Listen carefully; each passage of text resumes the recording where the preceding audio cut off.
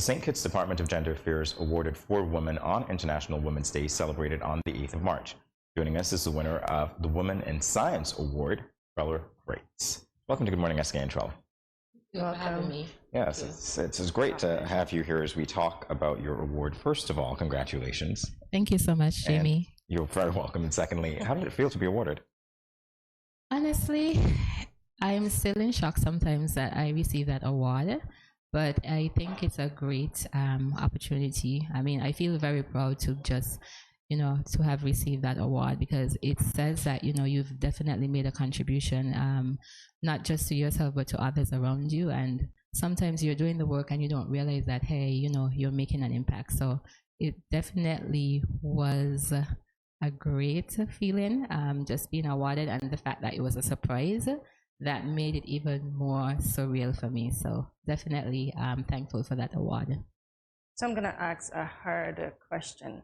We know you studied in the US, and there are plenty of opportunities, there's better pay, et cetera, et cetera. I'm just assuming that. Yes.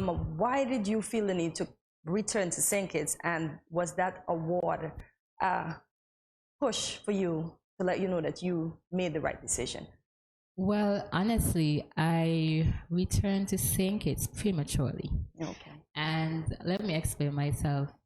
When I completed my studies in medical laboratory science, I got an opportunity to work at Memorial Hermann in Houston, Texas. And during that period, I got accepted into the public health program at University of Texas. And then I came home on a vacation, and then I met a guy. I love where the story's going. And he convinced me to move back to St. Kitts. So that's how I came back to St. Kitts. And I was always going to return to St. Kitts, but I think maybe just not that soon. Okay, so love brought you back home. Yes, quote unquote, love brought me back here. I love it. I don't know where to go now, Trellor. It's always a guy, isn't it? Always a guy. Yeah, it's always a guy. All right, so let's talk about some of your accomplishments, some of which you've mentioned. Backing up a bit, you have a BSc in Clinical Laboratory Sciences. Yes, I do. What motivated you to begin that journey? I think everything in life sometimes happens by mistakes. But honestly, I had no idea what clinical laboratory scientist was. But when I got the opportunity to work at Ross University, I think around 2001, I got employed in the diagnostic laboratory there. And then I started working in the microbiology area. And I had a mentor by the name of Dr. David Madden. God bless his heart. He's no longer with us, but I had that mentor. And he said, hey, you're really good at this stuff. Don't you think you should go and study medical technology? And I was like, what's that? Because going to, local schools back then, you're never really exposed. You never had that exposure. So I think you working at Ross University, that gave me it broadened the horizon, because you had persons there who knew these different professions and what they were. So he said, do the research and tell me what you think. So I went ahead and I did the research, and I said, hey, I think this is a career that I think I can, I'm interested in doing. So that's how I got involved in medical technology. So when I made that decision, I looked for schools. My grandfather lived in Houston, so I figured, okay, let me go to a school where I have family, just in case I need that type of support. And that's how I ended up in University of Houston. How was that experience? It was good, but it was difficult because I was away from home, and then I was in the US. And I know I had family, but it's getting up, catching the bus. It was a whole different type of culture, because I say, you go to and you visit the US, it's completely different to actually having to live there and navigate the systems. But I mean, for me, one thing I know about myself is that whatever I set my mind to, I'm going to accomplish. So it's not that it was ever easy, I always had it easy and everything like that, but I was just focused. And I know my mom, because my mom invested a lot in me in terms of getting me to school. So I was like, okay, you can't fail. Yeah. Even it's not just for you, it's for her. You can't fail. So there was no option at that. So, you just use different things in life to push you to get to where you want to be. I love the motivation, honestly, and I love to see your progression. Trellor and I were actually classmates back in. Yes, we were. I figured. I figured. And she said Jamie that way. We were. So it's great to see your progression. So moving up the chain in terms of your academic achievements, and bachelor's in medical technology, obviously, board certified by the American Society for Clinical Pathology. Yes. Talk to us about those two experiences. So ideally, like if you want to work in the US, once you complete that degree, you have to get some sort of certification, and the American Society for Clinical Pathology, that is a primary certifying board.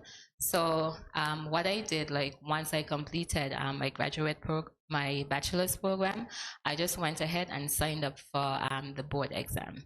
And then once I completed the board exam, I had like literally an interview prior to my completion of the board exam. And they're like, okay, we want to hire you. So when are you going to be getting back your board exams? And I was so thankful because I feel like God always like ordains those steps. Like you just never know, because they're like, okay, well, I'm not from the US. How am I going to get a job?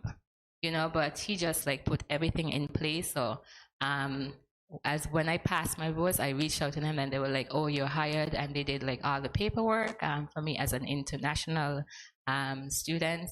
Well, at that point, you know, I already graduated, but you know, you have to process the work visas and everything like that. And they were like, yeah, we'll process your work visa. And that was it. So, I mean, and I had a great team working there. I had great mentors, like persons that trained me, everything like that. So definitely working at that hospital, it was a great experience. And it literally propelled me. Like, so when I came back, like I had ideas for the diagnostic lab at Ross University.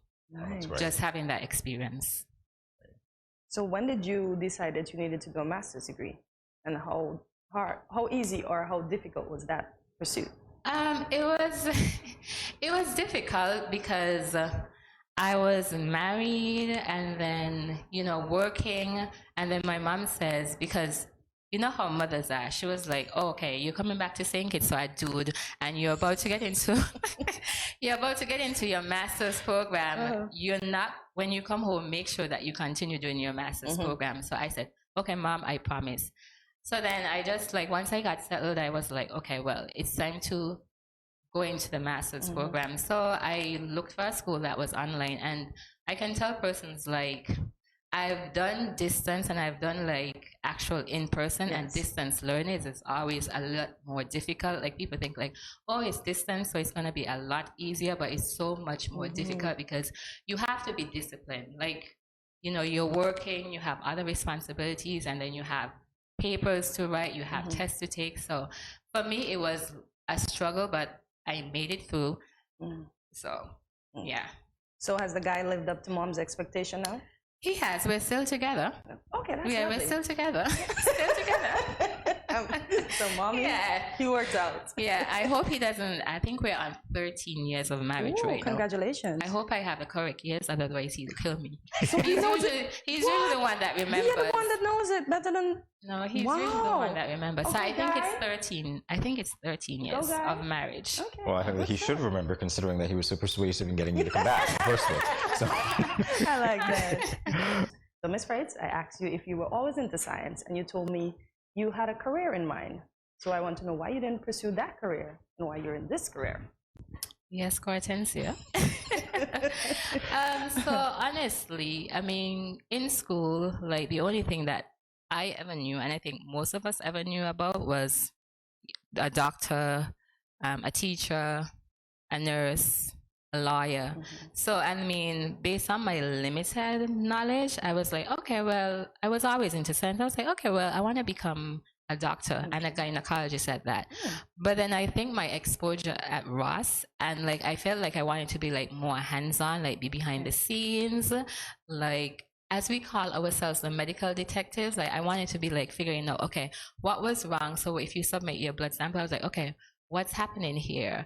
If you submit like a body fluid, like, okay, let me see what bacteria is going on that fluid. So for me, it was like just the mystery and the behind the scenes of what you do in the laboratory just cemented that, okay, this is definitely what I want to do. Okay. Yeah. Nice. I like that. Great explanation. All right, so we're jumping ahead a little bit to your impact on the Ross University School of Veterinary Medicine's Diagnostic Laboratory. And some of your greatest accomplishments are actually listed here, so we'll talk about them in turn. Paperless initiative that captured the lab submissions and results digitally. Yes, so previously what we did, like the clinic would submit paper submissions, so they would request like the test that they want, and then we would literally like fill out our information on paper. Okay. So then what we did to change that system, we created like a submission form, a submission form where they would still check off exactly what they required, but then all our lab results would be in a digital format. And that was you. Yeah, and we even created the digital format also for the submission form. So we linked it back to their hospital management system where they were able to access that submission form. Oh, that's great. Yeah, and then moving forward, because I'm always about changing, evolving, making procedures better. So now that once we did that digital system, we now decided, hey, we're growing as a laboratory. So what we want to do right now is take it a step further. So we implemented a laboratory information management system. So we purchased that. It's literally a customized system. So then your clients can request what they want through that system, and then we upload our results to that system so they can actually see their results real time. And this is happening for cats and dogs. Oh, nice. And donkeys. Go cats, Yeah. go And donkeys. humans might be next, or will be Yes. next. Okay, Yeah. great. Yes. You're also a writer, I see. So you're a co-author on various research publications supporting the professional growth of colleagues in the section of Ross University Lab Yes. and weak community initiative. Yeah, so you would have had, in terms of the community initiative, you had Patrice Bernier a few weeks, I think back in February. Yes. So she also works in our laboratory. So she spearheads our lab week committee. So some of the community initiatives that we've done so far, we've done the Sustainable Fair. We held that in Independence Square, and that was in 2019, also before COVID, 2017, I could be wrong.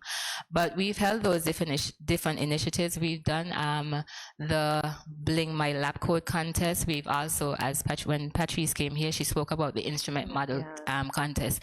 And one of the reasons why we're doing that, because we know that when we went through school, we didn't have these type of exposure, and then just letting the students know that, hey, there are other opportunities out there that you can investigate. I mean, there are other different professions. The allied health professional field, which medical technology falls under, it is so broad because we have histotechnologists, you have cytotechnologists, like you have these wide range of fields that you can definitely get involved in. So I think like exposing our students to like what's out there is one of our primary reasons for doing these different community initiatives.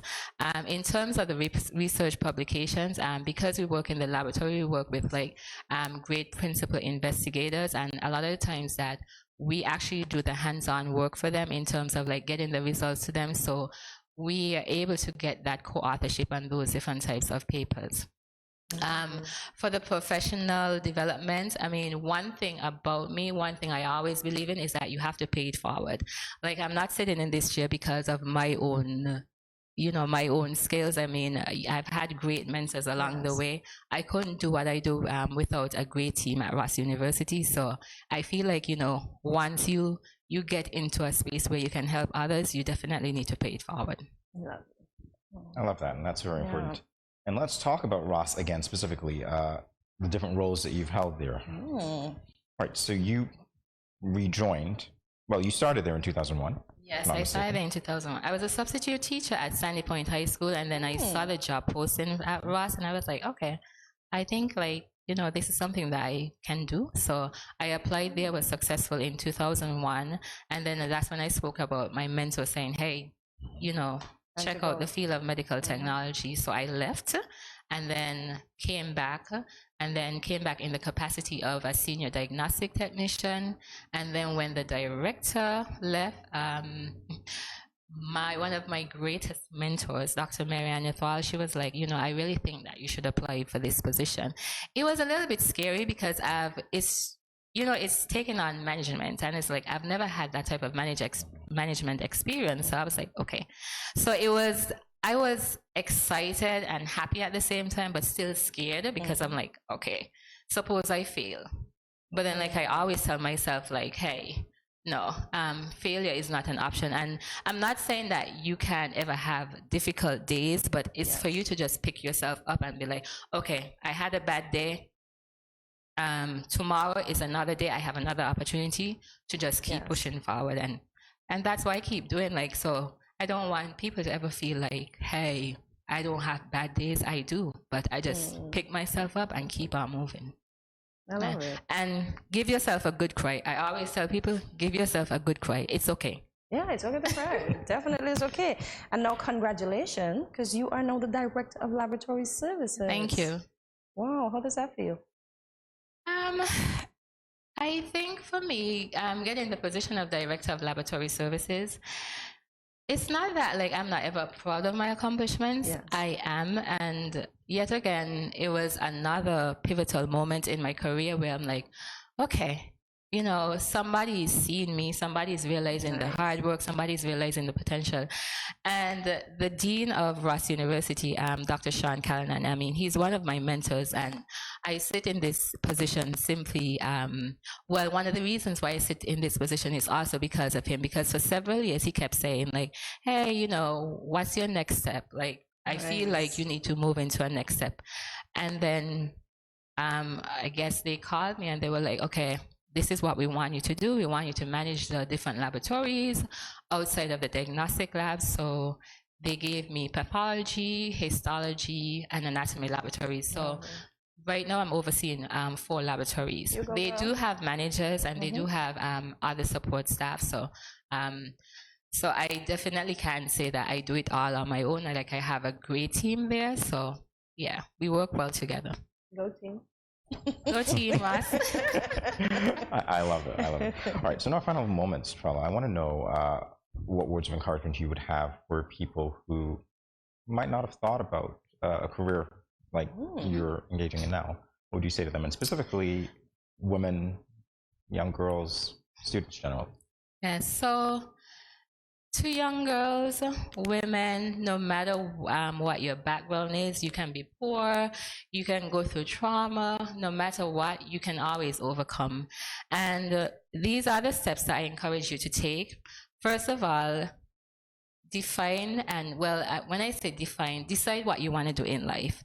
Let it not be your parents' decision. Let it not be because you see your friend going into it, so you want to follow your friend or anything like that. So first and foremost, decide what you want to do with your life. Secondly, define what excellence and success means to you and not to someone else. And then when you decide this is what you want to do, get a mentor or two. And get a mentor or two that's going to hold you accountable and responsible for your actions. And another thing is that things are going to get difficult at times, and it's okay, but keep pushing forward. Another thing, when you get to where you want to go, stay humble and always pay it forward.